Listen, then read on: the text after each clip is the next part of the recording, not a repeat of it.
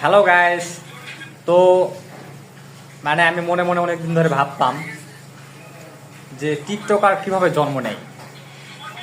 বিষয়টা কিন্তু আসলে খুবই গুরুত্বপূর্ণ একটা বিষয়, যে টিকটকার আসলে কিভাবে জন্ম নেয়, যে যে টিকটকার তারা হয় কিভাবে হয়। তো আমার বন্ধুকে দেখে মনে পড়লো টিকটকার কিভাবে জন্ম নেয়।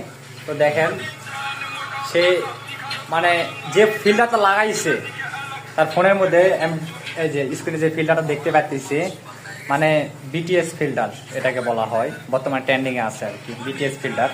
তো আমি একটু ক্যামেরাটা আর কি ঘোরার কোনো সিস্টেম দেখেছি না, আমি যদি আপনাদেরকে একটু দেখাই, দেখেন।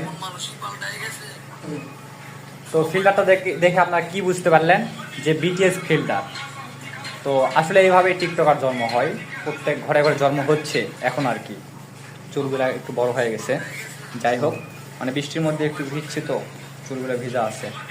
তো গাইস, টিকটকার কীভাবে জন্ম নেয়, তো আজকে আমরা সকলে দেখলাম যে কীভাবে টিকটকার জন্ম নেয়।